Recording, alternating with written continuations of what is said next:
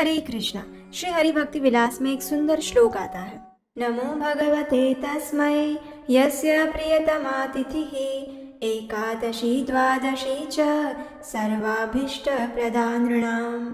अर्थात जिनकी परम वल्लभा एकादशी एवं द्वादशी तिथि मनुष्य मात्र को संपूर्ण वांछित फल प्रदान करती है, उन श्री भगवान को मैं नमस्कार करता हूँ। एकादशी तिथि परम भगवान श्री कृष्ण को अत्यंत प्रिय है। ये वही दिन है जब आप अपने आध्यात्मिक अकाउंट को एकदम तीव्रता से भर सकते हैं, और इसके लिए सबसे सरलतम मार्ग है एकादशी के दिन अधिक से अधिक भगवान के दिव्य नामों का जप करना और उपवास का पालन करना। भविष्य पुराण में बताया गया है कि परम पवित्र एकादशी तिथि समस्त पापों को नष्ट करती है। ये एक ऐसा दीपक है जो भगवान विष्णु की भक्ति का मार्ग प्रशस्त करता है, वो जीवन के परम लक्ष्य की ओर ले जाता है।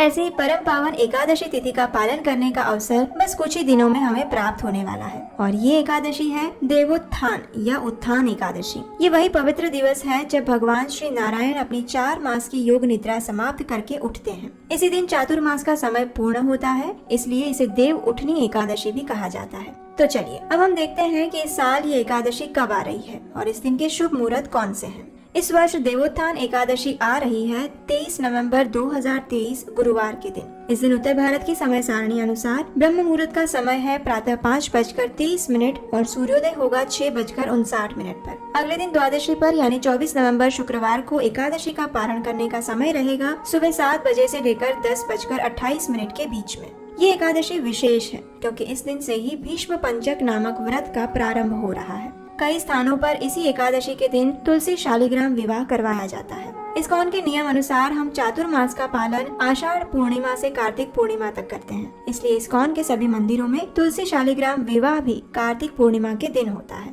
वास्तव में ये दोनों ही पद्धति सही है। जो एकादशी से एकादशी तक चातुर्मास का पालन करते हैं वो सूर्य मास के अनुसार इसका पालन कर रहे हैं, और जो वैष्णव आषाढ़ पूर्णिमा से कार्तिक पूर्णिमा तक चातुर्मास का पालन करते हैं वे चंद्रमास का पालन कर रहे हैं। इसलिए दोनों में से कोई भी गलत नहीं है। इस बार आने वाली एकादशी अत्यंत विशेष है क्योंकि ये पवित्र चातुर्मास और भक्तिमय कार्तिक मास की अंतिम एकादशी है, इसलिए इसका पालन नियम पूर्वक और दृढ़ता पूर्वक करना अत्यंत आवश्यक है। कार्तिक मास में किया गया कोई भी जप तप और व्रत मनुष्य को उसका 1000 गुना अधिक फल प्रदान करता है। इसलिए प्रयास करें कि इस बार आने वाली देव उठनी एकादशी का संपूर्ण श्रद्धा और नियम पूर्वक पालन करें। इस दिन अधिक से अधिक हरे कृष्ण महामंत्र का जप करें, श्रीमद् भागवतम का पठन और श्रवण करें, तुलसी महारानी की सेवा करें। इस कार्तिक मास में तुलसी देवी विशेष रूप से अत्यंत कृपालु होती है, इसलिए अगर कोई व्यक्ति अपने आध्यात्मिक और भक्ति पथ में गंभीरता पूर्वक आगे बढ़ना चाहता है तो उसे संपूर्ण कार्तिक मास के दौरान और विशेषकर एकादशी के दिन तुलसी देवी की विशेष सेवा और पूजा अर्चना करनी चाहिए।